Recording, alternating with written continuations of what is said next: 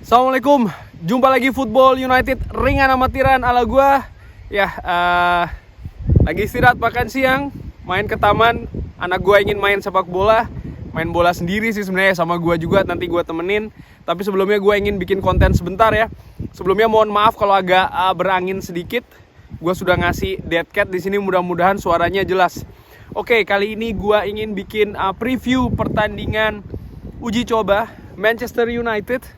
Ini gue gabung ya, pertandingan yang akan berlangsung hari Sabtu dan juga hari Ahad di Oslo, Norwegia, dan juga di Old Trafford, Manchester. Di Oslo akan menghadapi Atletico Madrid, dan di Old Trafford nanti akan menghadapi Rayo Vallecano ya. Sebelum membahas tentang skuad Manchester United, siapa saja yang akan diturunkan, gue ingin menyampaikan sedikit data tentang Atletico Madrid yang menurut gua di pertandingan pre-season kali ini cukup baik. Artinya dalam arti hasil yang diperolehkan pre-season cukup bagus ya. Tapi apakah ini akan berarti secara linear mereka juga akan memberikan perlawanan terhadap Manchester United? Itu bisa saja terjadi. Gua ingat betul musim lalu di Rotterdam, Feyenoord sempat menghadapi Atletico Madrid di pertandingan pre-season uji coba di The Kuip, Rotterdam. Kala itu Feyenoord menang dengan skor 2-1, tapi yang menarik adalah bagaimana panasnya pertandingan yang sebenarnya judulnya adalah uji coba atau bahkan pertandingan friendly game ya, pertandingan persahabatan, tapi ada kartu merah yang terjadi di sana. Selain kartu merah untuk Carrasco ya. Selain kartu merah juga bagaimana ada perseteruan antara Arne Slot dan seorang Diego Simeone kalau tidak salah di akhir pertandingan. Mereka sempat berseteru, bahkan sempat ada kontak fisik, artinya dorongan ya. Cukup cukup menarik pastinya, di mana pertandingan uji coba tapi cukup panas. Tapi menurut gua itu juga sesuai dengan karakter dari selain Diego Simeone, yaitu adalah karakter dari Atletico Madrid yang memang punya karakter cenderung keras ya. Dan ini bisa saja terjadi ketika pertandingan menghadapi Manchester United di Oslo, di mana ya ini sudah menjadi jati diri kalau menurut gua, sudah menjadi trademark dari Atletico Madrid di manapun mereka bermain. Tentu saja hal yang menarik nomor 2 adalah bagaimana dikait-kaitkannya Cristiano Ronaldo dengan Atletico Madrid. Dikabarkan Atletico Madrid sempat tertarik untuk mendatangkan Cristiano Ronaldo. Di sisi lain Cristiano Ronaldo melalui Jorge Mendes dikabarkan juga menawarkan ya sang pemain ini apabila ya mencari solusi di Atletico Madrid, kalau bisa jadi solusinya, walaupun ini sudah disanggah atau dibantah oleh sang presiden dari Atletico Madrid. Tapi kebalik lagi, pertandingan pre-season sejauh ini Atletico Madrid cukup baik. Nah, bagaimana soal Rayo Vallecano sendiri? Ini menurut gue juga tidak kalah menarik ya. Walaupun di musim lalu Rayo Vallecano ini ada di papan tengah, cenderung papan bawah, tapi ya raihan di 3 pertandingan terakhir di pre-season mereka tidak berhasil, atau mereka tidak terkalahkan ya. Artinya mereka berhasil mempertahankan timnya ini tidak kalah di pertandingan menghadapi 2 tim Inggris, yaitu menghadapi Sheffield Wednesday dan juga menghadapi Birmingham. Kali ini mereka akan menghadapi lagi-lagi tim Britania Raya, tim Inggris, Manchester United. Nah, yang menarik di kubu Rayo Vallecano ini gue lihat ternyata ada pemain yang bernama BB. Tentu saja ini pemain yang pernah memperkuat Manchester United. Ya, gue akui juga kalau menurut gue ringan amatiran dia flop.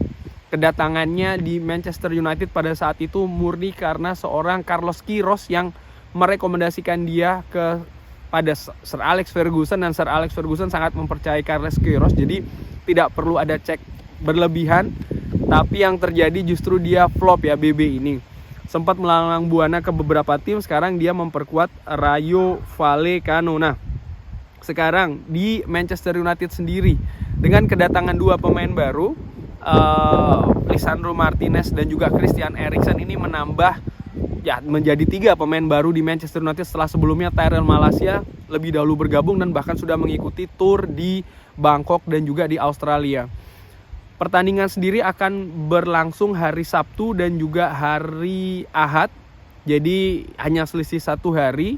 Gua perkirakan sih mungkin Manchester United squad dari Erik ten Hag ini akan dibagi ya, tidak semuanya akan menurunkan tim utama. Tentu saja ketika menghadapi Rayo Vallecano di Old Trafford ini mungkin ya sekaligus juga sebagai ajang perkenalan bagi Erik ten Hag sendiri, karena akan melakoni partai perdana di Old Trafford walaupun dalam ajang uji coba ya, pun juga pemain-pemain barunya. Tapi dengan demikian sih, walaupun dengan demikian ya, artinya dengan bermain di Old Trafford itu sendiri, gue justru tidak berpikir mungkin tidak diturunkan tim utama. Bisa jadi dibagi dua, atau bahkan satu tim utama, yang lainnya bukan tim utama, itu juga bisa terjadi. Tapi gue secara fans ya, artinya gue secara pribadi, gue mengharapkan ya Manchester United akan menurunkan skuad terbaiknya, walaupun di satu ataupun di dua. Kalau di dua nggak mungkin, sekali lagi di salah satu pertandingan tersebut, untuk menguji coba skema terkuat ya, formasi terkuat dari pasukan Erik ten Hag Manchester United, tentu saja setelah kedatangan Lisandro Martinez dan juga Christian Eriksen, yang kabarnya di pertandingan sebelumnya ada pertandingan menghadapi Wrexham di Old Trafford, tapi pertandingan ini mungkin tidak secara ofisial ya, karena dilakukan secara tertutup. Manchester United berhasil menang 4-1. Dikabarkan Lisandro Martinez dan juga Christian Eriksen sudah terlibat di pertandingan tersebut, bahkan Christian Eriksen sudah mencetak gol ya melalui free kick. Tapi sekali lagi ini pertandingan tertutup, pertandingan terbukanya dalam tanda kutip itu nanti hari Sabtu dan juga hari Ahad, Atletico Madrid dan juga Rayo Vallecano. Squad atau ya sistem formasi yang akan diturunkan oleh Erik ten Hag, harapan gue nih ya adalah seperti ini. Ini squad terkuat menurut gue ya. Sampai dengan sejauh ini, sektor penjaga gawang David De Gea, bek kanan Diogo Dalot, kiri Tyrell Malacia. Diogo Dalot ya menurut gue semakin lama semakin oke, walaupun masih belum berada di standar atau harapan yang gue inginkan, tapi terlihat betul ada perkembangan dibandingkan dengan musim lalu. Tyrell Malacia adaptasinya cukup baik, jadi menurut gue ini bisa diteruskan ya. Lalu, nah, bek tengah yang menarik, Harry Maguire sang kapten, gue pikir atau gue harapkan akan dicoba diduetkan dengan Lisandro Martinez. Kenapa Harry Maguire?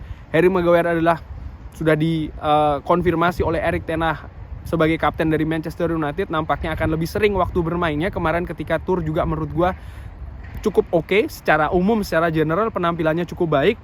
Diduetkan dengan Lisandro Martinez yang sempat meraih pemain terbaik Ajax kalau tidak salah ya beberapa musim sebelumnya, merupakan salah satu pilar lini belakang dari Ajax, banyak sekali keunggulannya.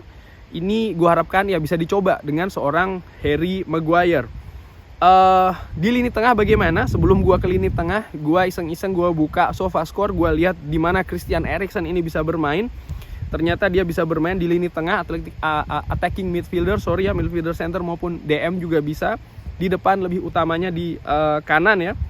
Strength-nya passing dan juga playmaking. Oleh karena itulah mungkin dengan adanya Christian Eriksen ini, gua berpikir bisa bermain dengan, ini dia nih, 4-3-3. Fred sebagai gelandang jangkar, Christian Eriksen sebelah kanan, Bruno Fernandes sebelah kiri. Di depan ya Samara, Sancho, Martial, Rashford. Christian Eriksen berduet dengan Bruno Fernandes, artinya kita punya dua pemain kreatif nih di lini depan, tengah depan ya, attacking midfielder. Ini sudah pernah dicoba ketika Manchester United menghadapi Brentford. Juan Mata dimainkan dengan Bruno Fernandes. Menurut gua penampilannya cukup bagus. Ada dua solusi di sana, bisa dicoba ya dengan Fred sebagai jangkarnya ini di belakang. Ini juga pernah dicoba ketika menghadapi Crystal Palace kalau tidak salah, di babak kedua atau Melbourne Victory, gue lupa ya. Ketika itu Donny van de Beek yang ditempatkan di posisinya Christian Eriksen. Ini juga bisa dicoba ketika menghadapi Atletico Madrid maupun Rayo Vallecano. Nah, atau bisa juga dengan 4-2-3-1. Fred berduet dengan Scott McTominay di depannya. AMC-nya bisa memilih antara Bruno Fernandes atau Christian Eriksen. Di depan Samara, Sancho, Martial, Rashford. Ini juga bisa dilakukan. Karena sekali lagi ya, gue berpikir Christian Eriksen ini terlalu sayang katakanlah kalau hanya untuk penghangat baku cadangan, hanya sebagai backup. Pun juga seorang Lisandro Martinez, kapasitas kedua pemain ini menurut gue cukup tinggi, dan ya semoga bisa dimainkan, atau ya Erik ten Hag bisa menemukan formula untuk memainkan dua pemain ini secara bersamaan di starting 11. Kurang lebih demikian preview pertandingan menghadapi Atletico Madrid dan juga Rayo Vallecano, 2 pertandingan terakhir di masa persiapan ini sebelum akan menghadapi Brighton di partai pertama. Harapan gue bukan kemenangan, bukan skor yang besar, tapi bagaimana bisa kompak, bisa lebih konsisten lagi. Kekurangan yang kemarin terjadi di Australia dan juga Bangkok bisa diperbaiki. Kedua pemain baru bisa menyatu dengan sistem yang sudah ada. Kurang lebih demikian, terima kasih sudah menyaksikan. Jangan lupa like, share, dan juga subscribe. Oh ya, sebelumnya bagaimana menurut pendapat teman-teman? Formasi apa? Siapa saja yang diturunkan? Drop di kolom komen. Sekali lagi terima kasih sudah menyaksikan. Wassalamualaikum warahmatullahi wabarakatuh.